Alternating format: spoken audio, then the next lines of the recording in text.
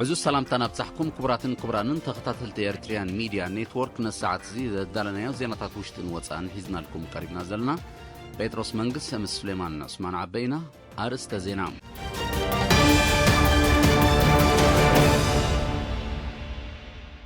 أب زوبا دوب تريو برسة أقرب نمكتاب بوهدي سرح اللوم أب زوبا عن سبا قلقلو تنكساقز تليفون نمسفح زكاية زلو زعري تصبو قسقاس يمزقب اللوم أب عد بربرة تحت بايتاو ماي بمهبتامو لمعات جرادين زتبابع معبالة كم زرعي تحبيرون أب زوبا دوبا وكيح بحري 86 ميتاوي تهزبين وزوبا دوب دنكاليا تتقامي تريتوز تحلو ماي كم زخونة تحبيرون أب أيفيري كوست تولع قجت بدبلوماسية ومداي معلبي كركب أهبرا وتصاوعي تقريبون أب أمريكا وشت 24 ساعات لعلمية 35 شح حدش ملكفت كورونا فيروس تمزجيبون أب موزامبيك بشبرا ومتكعتي العلي 5 سلمان سبات بأسكا قباب كم تقتلوا تقاليحون منجست أمريكا بقداية منجست تشاينا برسم محدار هونغ كونغ زتاتاتو حدش تسطو حقتات أب لعلي 4 سبب سلطان تهاجر حدش الجدا والسينوم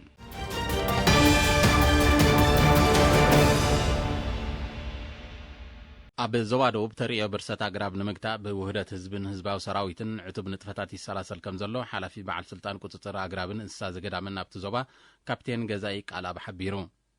نيري نبزها بحبريتا كابتن جزاي نزبيتا وصعات مريت حرشان مسفح كومون ننقداو معلا تباهيلو حيالو طولو الأقرب بزي حقاو أقباب كمزبرس بمقلات نزتريا زن نمكتا مس هزباو سراويت بموحد ناي مقوطار سرحاتي كايد كمزلو بريون أبز حلفة 4 عامات تصلام تقول بيوم أقرب زبرسون بزي حقاو من قدي فحما في حمام كشوط استرقبون ناب حقي قريبا بستوصد لهم سقمتي لعلي 4.3 مليون ناقفة كم استقطعوا تقيسو دما التتريو جنا يقصد سلازلو ترير سقمتي موساد أدلاي كم زغنا فليتون بمتاني فلالة كوانت غنى تبرسات عب كلن نوزواتات كم زر زجلت كابتن جزاي بفلاي أبتم عبيتي مبقولين أقرب زكاير زلون ناي مبراس تجبرات زسكف سلازخنة هزبي عب كبابي زلون هبت جرب ناي معك أبهلو بمحيال نزبرسو ناب حقي كقربات حساسيبون أبتو زواز تتغلى بركز زبالة حرم حزاتات انساتات زجرام متشو معك أبرخيبهم نخصصنو كم زحجز بمحبار دما بكبابيو بزل عليك سرحلون لحالوا كجبرلون تلابيون كابتن جزاي قالبا موداتا برسات أقرب بزيكاتي عب لعلي كلمة زهلوا على توصلوا عركان مريت أخذتيلون فقرة مريت سلازكالع كل أكل حبرة سب كمتي عب متكالا أقرب زوصلوا تبقساتات نمعك أبوون بعتب كسرح حتى حساسيبون أب زوبا عن سبا أقولقلوت تنقصاقص التليفون مسفح بزكاية زلو تعري لعلي 10 عدتات من محدار كبابي بقو تتكمتي كوينان أب زوبا عن سبا بسنكي جيوغرافيا وكمامتا أقولقلوت تنقصاقص التليفون كي بتصحت صنحة كبابيتات نمر رخاب كاية صنحة تعري أب إنو زوبا حقاز نبرت لعلي 10 عدتات من محدارات كبابي بقو انچناغن جلاسن تتكمتي كونو بقيعم بمسرت حبيرتا وكيل إرينا من محدار كبابي بقو عدتات بسا بهايمانوت عقب محارة أشعلة قبنا بازين أمعوت عد حمد إنكمتري فردقي أشديران كبابيتات تنقل لحسن كومون قلق كفال من محدارات كباب انچناغن قلاسن كابز حلف ورح تتكمتي كويننا اللوام نبرتي أبزهابو ورئيتو زنبرو كبابيتات أزيو عميقن بقبوتات استخبن بمخانو ناي مسمر تساقمات كم زنبرو سلز دما قداياتهم مسلات نابكرن حقازن قودو سلز قددو محبراون كتباون تساقتي كفتر اللهم مسنحو بمتكاس أبزقوان زقنا أبقوزهم كوينهم قداياتهم بقليلو كسالتو كم زباقعون تساقماتهم كم اتغنطتن قليتهم من محدار كبابي بقو حانتي كاب 15 من محدارات كبابي نوزوبا حقاز كوينا كاب كتما حقاز 19 كيلومتر نشانخ مبراغ كاب كتما كرندما 6 كيلومتر نشانخ معراب رحيقات ركاب أب عد بربرن وزواعي لابرعد تحت بايتاو ماي بمهبتامو أب لمع جرادين زنطفو زلو حارستوت ربحاتاتهم كاب جيزين أب جيزين نعبي متسكم زلو قليتهم نساتم نيري نابزها حبريتا أب كلتاشن 10 عدتن أب كبابيهم نشتري قاد حر مسرحة أب تحتها كاب زلمع زلو فراتاتن أحملتن ربح وتوت كرخبو بمجمارم ناب زحاشة درجات سقاقيرهم مهلهم أبريهم اتا ديقا قدم مسرحة بسنك واحد ماي نوسنا توارح تري المعو كم زنبرو زحبرو تمال معتي أبزوان زي علاتاتهم مليوم ملو حمتك بزي سكفتا كستيو بومت اندما نابروهم كم محيشو كيلوم مهلهم يقلصون ሓላፊ ሕርሻ ኣብ ንኡ ዞባ ዒላ ብርዕዳቶ ነፀር ኣብ መብራህቱ ሳላታ ኣብ ኢብጣቅ ዝተሰርሐት ንእሽቶ ዲጋ ብሰንኪ ዋሕዲ ማይ ሓደጋ ምጥፋእ አንጸላሊዎ ዝጸንሐ ልዕሊ 25 ሄክታር ጀራዲን ህይወት መሊሱ መነባብሮ ሓረስቶት ንምቅያር በቂዑ ከም ዘሎ ሓቢሩ ብወገን ሚኒስትሪ ሕርሻ ቀጻሊ ሙያዊ ምክትታልን ምኽርን ከም ዝግበረሎም ብምጥቃስ ድማ ውሕሉል ኣጠቃቅማ ማይ ከዘውትሩን ማይ ኩዕታት ክፍውሱን ተላብዩ ኣብ ንኡ ዞባ ዒላ ብርዕድ ልዕሊ 500 ልማዓቲ ጀራዲን ከም ዘለዉ ካብ ቤት ጽሕፈት ሕርሻት ንኡ ዞባ ዝተረኸበ ሓበሬታ የነጽር ኣብ ዞባ ደቡባዊ ቀይሕ ባሕሪ 86 ሚእታዊት ህዝቢ ንኡ ዞባ ደቡብ ደንካልያ ተጠቃሚ ጽሬቱ ዝተሓለወ ማይ ከም ዝኾነ ተሓቢሩ ኣመሓዳርቲ ንኡ ዞባ ኣቶ ብርሃነ መዝገበ ነኤሪን ኣብ ዝሃቦ ሓበሬታ ኩሉ ዜጋ ኣብ ቀረብኡ ተጠቃሚ መሰረታዊ ኣገልግሎታት ክኸውን ዝተገብረ ሓያል ጻዕሪ ዓድታት ተጠቀምቲ ቀረብ ጽሩይ ዝስተ ማይ ኣገልግሎታት ጥዕና ትምህርትን ካልእን ኮይነን ምህላውን ገሊጹ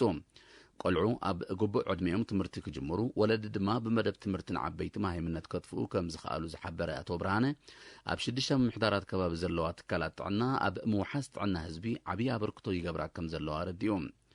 ንጸንሐ ኣገልግሎታት ምስፋሕን ምምዕባልን ከምኡውን ሓደስቲ ምውዳድ ሓደ ካብቲ ብዝለዓለ ኣድህቦ ተዋሂቡ ዝስራሓሉ ዘሎ ምዃኑ ብምብራህ ኣብዚ ዓመት ኣብ ዕላላ በይሉሉን ዋደን ሓደስቲ ትካላት ትምህርቲ ከም ተሃንጻ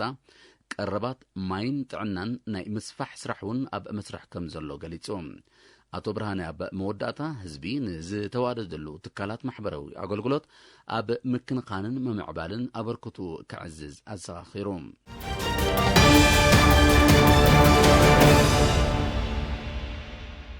ኣብ ዜና ወጻኢ ኣብ አይቨሪ ኮስት ምስ ፕሬዚደንታዊ ምርጫ ብዝተኣሳሰር ተወሊዑ ዘሎ ግጭት ብሰላማዊ ዲፕሎማስያዊ መዳይ መዕለቢ ክረክብ ኣህጉራዊ ጻውዒት ቀሪቡ ሕብረት ኣፍሪካ ቁጠባዊ ውድብ ሃገራት ምዕራብ ኣፍሪካ ማለት ኤኮዋስ ውድብ ሕብራት ሃገራትን መንግስቲ ፈረንሳን ተጻረርቲ ፖለቲካውያን ሓይልታት ፍልልያቶም ንምጽባብ ቀጣዊ ዝርብ ከካይዱ ብምጽዋዕ እቲ ግጭት ንምዕራፍ ግብራዊ ስጉምቲ ክወስዱ ኣተሓሳሲቦም እዚ ጻውዒት ዝቐርብ ዘሎ ምስቲ ብ31 ጥቅምቲ ዝተኻየደ ፕሬዚደንታዊ ምርጫ ብዝተኣሳሰር ግጭት ናይ ዝሞቱ ሰባት ቁፅሪ ከም ዝወሰኸ ኣብ ዝሕበረሉ ዘሎ እዩ ብ9 ሕዳር ኣብ ምብራቃዊ ሸነኽታ ሃገር ኣብ ትርከብ ከተማ ዳኩሮ ኣብ መንጎ ደገፍቲ ፕሬዚደንት አላሳን ዋታራን ተቃዋምቲ ሰልፍታትን ብዝተወልዐ ግጭት ብውሕዱ 6 ሰባት ከም ዝሞቱን ልዕሊ 41 ካልኦት ከም ዝቆሰሉን ዝተቐሱ ጸብጻባት ብጠቕላላ ምስቲ ፕሬዚደንታዊ ምርጫ ብዝተኣሳሰር ልዕሊ 50 ሰባት ከም ተቐትሉ ይግለጽ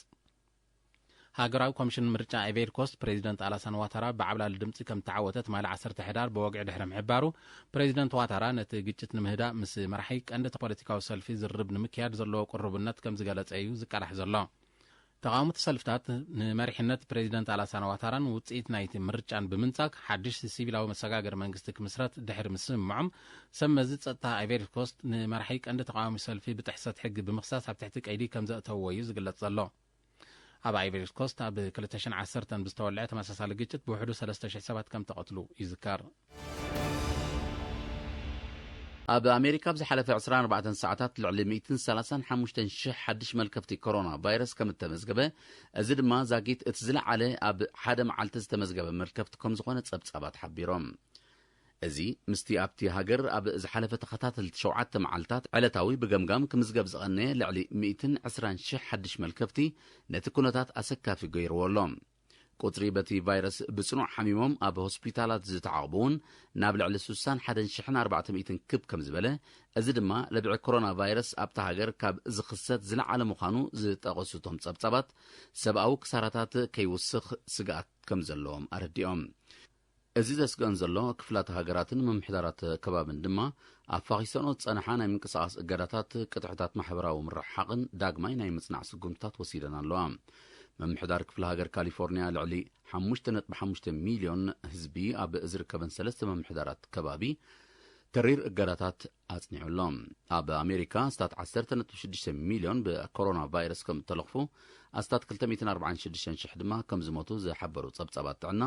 ብደረጃ ዓለም ድማ ኣስታት 51.9 ክልከፉ ከለዉ ልዕሊ 1.27 ሚልዮን ድማ ህይወቶም ከም ዝሰኣኑ የነጽሩ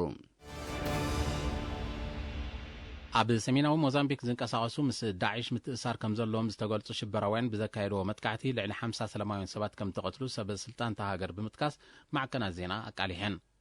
ሰበስልጣን ሞዛምቢክ ብ9 ሕዳር ኣብ ዝሃብዎ መግለጺ እቶም ምዕጥቃት ኣብ ዞባ ካቦ ዴልጋዶ ኣብ ልዕሊ ዝርከባ ሓያሎ ዓድታት መጥቃዕቲ ብምኽፋት መብዛሕትኦም ቆልዓ ሰበይቲ ምዃኖም ዝተገልጹ ከም ዝሰየፉ ሓቢሮም ብተወሳኺ እቶም ሽበራውያን ኣባይትን ትካላት ማሕበራዊ ኣገልግሎታትን ከም ዘቃጸሉ ዝጠቐስቶም ሰበስልጣን ነበርቲ ዓሰርተታት ዓድታት ብዘይ መጽለሊ ከም ዝተረፉ ገሊጾም ሓይልታት ጸጥታ ሞዛምቢክ ነቶም ሽበራውያን ንምህዳን ናብቲ ከባቢ ወተሃደራዊ ስርሒት የካይዱ ከም ዘለዎ መንግስቲ ሞዛምቢክ ኣፍሊጡ ኣሎ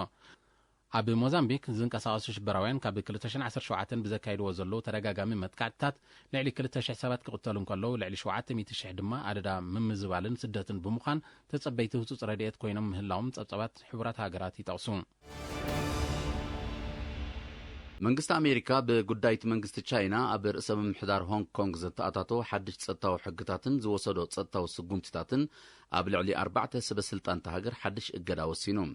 እቶም ዝተኣገዱ ሰበስልጣን ቻይና ናብ ኣሜሪካ ከይኣትውን ኣብ ኣሜሪካ ዝርከብ ዋኒኖም ከይንቀሳቐሱን ተኸልኪሎም ከም ዘለዉ እዩ ጸሓፊ ጉዳያት ወጻኢ ኣሜሪካ ማይክ ፖምፒዮ ሎም 10 ሕዳር ሓቢሩ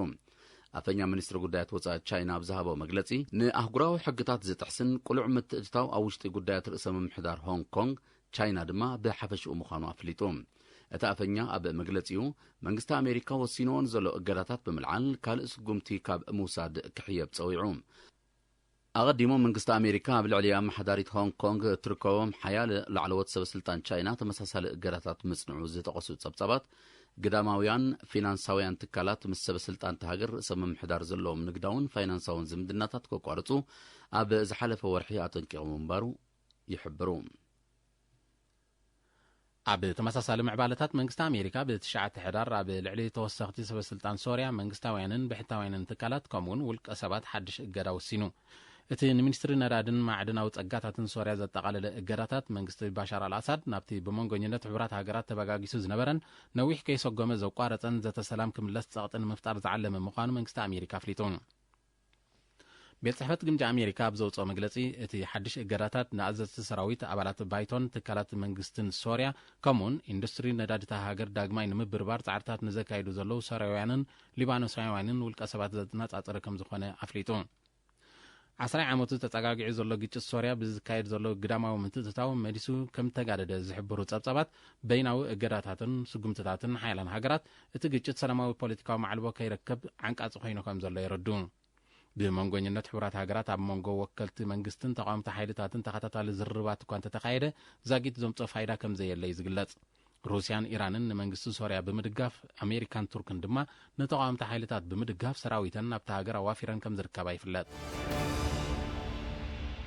ኣብዚ ዓመት እዚ ዛጊት ካብ ዝተኸስቱ ህቦብላዊ ማዕበላት እቲ ዝሓየለ ምዃኑ ዝተገልጸ ህቦብላዊ ማዕበል ጎኒ ስምብራት ናይቲ ኣብ ፊሊፒንስ ቪየትናምን ዘውረዶ ዕንወት ገና ከይሓወየ ቫምኮ ዝተሰመየ ካልእ ማዕበል ናብ ወሰናስንቲ ዞባ ገጹ የምራሕ ብምህላው ተወሳኺ ዕንወት ከየስዕብ ተሰጊኡሎም ሰብ መዚ ፊሊፒንስ እዚ ብኣስታት 125 ኪሎ ሜትር ኣብ ሰዓት ዝሕንበብ ንፋስ ተደፊኡ ጽባሕ 12 ሕዳር ኣብ ምብራቃዊ ወሰናስን ፊሊፒንስ ክበጽሕ ከም ዝኽእል ዝእመት ህቦብላዊ ማዕበል ዘውርዶ ዕንወት ንምውጋድ 10 ኣሽሓት ነበርቲ ናብ ውሕስ ቦታ ክጉዕዙ ኣዚዞም ኣለዉ እዚ ሓድሽ ባህርያዊ ሓደጋ ናብተን ብህቦብላዊ ማዕበል ጎኒ ልዕሊ 25 ሰባት ህይወቶም ዝሰኣኑሉን ደሴታውያን ዞባታት ፊሊፒንስ ገጹ የምራሕ ብምህላው ተወሳኺ ሰብኣውን ዋታውን ዕንወት ከስዕብ ከም ዝኽእል ይግለጽ ኣሎ እተን ደሴታውያን ዞባታት ቀንዲ ማእከል ሕርሻ ሩዝ ፊሊፒንስ ብምዃነን ኣብ ቀረብ ናይቲ ዕለታዊ መግቢ ዝበዝሑ ዜጋታት ሃገር ዝኾነ ምህርቲ ሩዝ ሕፅረት ከየስዕብ ከም ዝሰግኡ ይሕበር ኣሎ ህቦብላዊ ማዕበል ቫምኮ ድሕሪ ፊሊፒንስ ናብ ማእከላይ ሸነኽ ቪየትናም ከምርሕ ምዃኑ እዩ ትንቢት ኩነታት ኣየር ዝእምት ኣብታ ብልዕሊ 7,600 ደሴታት ዝቖመት ፊሊፒንስ ዓመታዊ ብገምጋም 10 ሓደጋታት ህቦብላዊ ማዕበል ከም ዝኽሰት ይሕበር ኣብዚ ዓመት እዚ ዝተኸስቱ ህቦብላዊ ማዕበላት ብዘስዓብዎ ሓደጋታት ዕለቕልቕን ምህማም መሬትን ብውሕዱ 160 ሰባት ከም ዝሞቱን 10ታት ዳሃዮም ከም ዝጠፍአን ጸብጻባት ሲቪላዊ ድሕነት ይገልጹ